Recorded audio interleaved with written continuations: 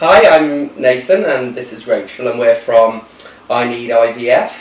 We're just here to tell you a little bit about ourselves. My name is Nathan. We live in the northeast.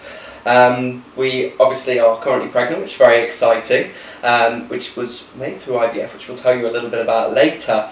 I'm very much into musical theatre. I'm self-employed and work at home, so very much excited and nervous about having a baby and working at home. That'll be interesting to see how that goes. And this is... So I'm Rachel. I currently am working as a nurse in intensive care up in the northeast. We are both originally from the Midlands. I think we should probably introduce our other little guest. Yes, this lovely old lady here is Cleo.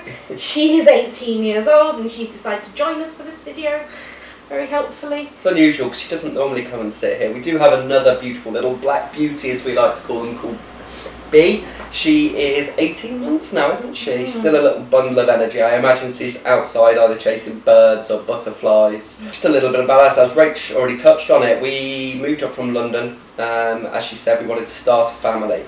And we decided to do that in the northeast. Why, I hear you ask, is a bit of a different change. But she's quite right. House prices meant that we could buy up here, which was fabulous. Rachel had family in Edinburgh. My family were in the Midlands at the time, so it was sort of best of all worlds. Definitely. Absolutely. I mean, as Rach said, a little bit about us, I guess. So we met online. As Rach said, I ignored her for 2 weeks, but I will hasten to add that it was over Christmas. So, you know, what was she expecting? Terrible. But I know, you can't get the staff, can you, hun? But after that, we started writing to each other, didn't we? Lots of long emails, getting to know each other a little bit. I pretended to like certain types of music that I didn't really know anything about. But, she kept talking about it, so I just rolled with it and did a lot of Googling. YouTube is your friend. Then we decided to meet, didn't we? Yes. So we was a little bit met terrifying. In January 2014? 2014, yeah. In Birmingham. In Birmingham, and we had the most epic long date I think I've ever had with anybody. Yeah, it was a while, wasn't it? It was quite a long one. 7 hours? I think it was closer to 9. There we go, 9 hours, that's how you do it, boys. No, I'm joking, but what did we do? We went for food, coffee. I wanted to go ice skating, but she wouldn't, so we ended up being pretended to like art. Absolutely, we were cultural, went to a gallery, she pretended to like art. The only art that she actually likes now are the penguins. So, yeah, it was a long day, and we moved pretty quickly from there, didn't we? Dated probably for about 6 months, probably spent 4 or 5 days a week together, didn't we? Yeah. Which was lovely. Which was very nice. And then eventually we moved down to London together, didn't we? Yeah, which was so exciting. We've been together, what, a year when we moved in together? Yeah, about that I would have said. So it was fairly quick in the grand scheme of things. And from those discussions we both realised that we wanted kids quite soon, didn't we? Yeah. We didn't necessarily decide to do it in the traditional order of house, wedding, baby. No. Or wedding, house, baby. We decided to do baby first at that point. Yeah. Didn't turn out that way, but we decided to start trying, didn't we? So I think I went off contraception in the December of 2014. Yeah. Not necessarily with the idea of trying to right away, but I was on the injection, and I know it takes a long time for that to clear your system. So kind of just getting myself body sort of ready and a bit used to being off contraception because I've been on it a long time. So we tried for 3 years. No, 2 years. 2 years. 2 years, sorry. And in that time we'd moved up to the northeast, and a lot of the guidance talks about going to your GP after about 12 months, and I would completely advocate for that because the process of fertility testing, referrals, all of the waiting times, it really, really can add up. Yeah. We went after about 18 months, didn't we? Yeah. We did leave it a little bit longer, mainly because you were on the injection. Yeah, which been shown to take a long time to get out of your system, hasn't it? It can take up to a couple of years. And it's also really hard to go up to someone and say, we're trying for a baby, but nothing seems to be working. Any ideas what's going on? I think one of the things I found as a man going to them is there's a little bit of pride there Yeah. about getting checked and not necessarily feeling masculine if things aren't right down there, but I think it's a thing that a lot of men do feel. But Rachel and I both went, and luckily we got referred into our local fertility clinic, didn't we? So we, it's different in every area. Some people send you straight to like the biggest fertility centre where they do all the IVF. We were quite lucky that there was a small fertility clinic in our local hospital that kind of did all the initial tests for us, and it was about a 5-minute walk away from us at that point, so very handy. So Nathan's process was a little bit different to mine, but I went there, answered all the usual health and lifestyle questions they want to know. Do I take illegal drugs? No.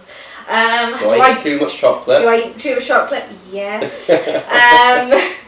All of that stuff, height, weight, family history, Nathan's history, my history, all of that kind of stuff. So did that, got booked in for all the appropriate blood tests, which we'll go into more detail at another time. Scans. Semen sample. Gentlemen, that is a fun experience. You and a pot and a room. I'll talk about that another time. Woohoo! But yeah. Ladies, opening your legs a lot for people to have milk. Standard. But I'd say overall it wasn't as bad as I was expecting. No, not at all. And the consultant was brilliant. Yeah, they were really helpful. And essentially we ended up with a really sort of frustrating diagnosis. Definitely. Of primary unexplained infertility, which basically means they don't know. They don't know why we're not getting pregnant, and they can't really offer you any treatment for anything that's wrong, because there isn't anything wrong, which leads you to one direction, which is IVF. Yeah, exactly. And I think one of the things about unexplained is about 25% of all infertility diagnoses are actually unexplained fertility. We obviously have primary. Primary basically means that you haven't had a child before, and if you get secondary, it means you've had a child before. But you can still have, unexplained fertility even if you've had one child. But I think in my head when we first started, I wanted a physiological problem or a chemical problem that they could just give you a drug and it would solve it. Yeah. But as I said, we didn't get it. But what it did mean is that we didn't have to go through IUI, artificial insemination, ICI, whatever. We did end up getting referred straight into the IVF clinic. Yeah. We went to the Centre for Life, which is amazing. We had a really good experience there.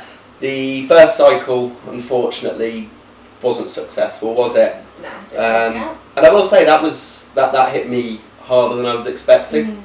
Because I think one of the things I found was actually seeing, we'll go into this a lot more detail in future videos, but seeing your blastocyte or your embryo on the screen, it makes it real to you. Yeah. It did for me. Yeah, you get that look of this life that you've created it's just a ball of cells. Absolutely. But it's like part of you and it's part of me, and kind of seeing that, and then then knowing that it's in the right place, and it's where it should be, and kind of never having known for definite that had happened for us before. Absolutely. You get your hopes up, and then of course when it didn't work, the disappointment and the kind of all the emotions of how much effort and time you've put into this process over a kind of a 7-week period.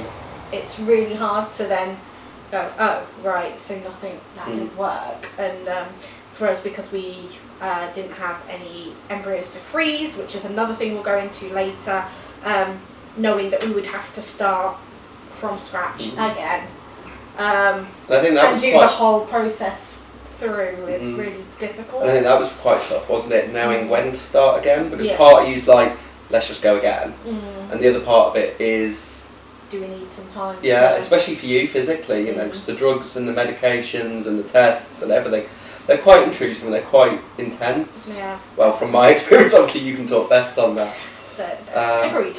And I think, we did decide to start again quickly, didn't we? Yeah. you know, we're not getting any younger, and I think that's a big part of it. Oh yeah, we haven't actually told them how old we are. That's a very good point. Yeah. How old are you, my darling? I'm 33 and I will be 34 this coming September. 33 going on 22. And Charmer as ever. And I'm 35. So, you know, we are quite late in life, but that's the other thing is, you know, it's quite clear that people over the last sort of 30 years are getting older and older with families, aren't they? You know, the recent stats that I was looking at was that in 1973, the average age of all mothers was, if I remember rightly, it was 24.6. And in 2013, it was up at 28.7. So people are pushing things later, whether that is to do with education and wanting to start a career, or just now we have the technology to allow people to start families later. In our case, we didn't meet until slightly later than. We kissed too many frogs first, didn't we? Oh, we did. But those good old frogs got us to where Absolutely, we are. absolutely. So, no offence to any other frogs that may watch. Absolutely. We love you all. But yeah, so I guess that's a little bit about us. As you can see, we are due. So our second cycle was successful, which we'll go into a lot more detail about. So the camera just died, so we just had to start this little bit again. So what was I going to say? Oh yeah, I was going to talk about IVF. So we went through the process. For me as a man, I think one of the things that I found is how little information there is out there for men. The emotional impacts, how to support your partner, you know, being completely honest, our part of fertility and IVF is quite minimal. You know, there are some really nasty interventions that some men have to go through. But if you're a part of a normal IVF cycle, in essence, it's you and a cup. You know, that is your physical, but the actual emotional and the mental side of it is quite stressful. And there's not a lot of information, I think, out there for men that actually point this out. And, you know, I think men generally don't talk about it as much. Definitely. So that was sort of my main driver for wanting to start I Need IVF, was to try and support the men. But I know Rachel has another driver. Yeah, so when we first spoke about you know, starting I Need IVF, I think my experience had been is when I was going through the process and before the process, I wanted to do a lot of research. I'm a nurse, so I like to know the ins and outs of everything. And what I found was a lot of the information out there is based in the US, and the US, although obviously IVF overall is the same process. Similar. The kind of drugs that are used, and the level of intervention, etc., is different.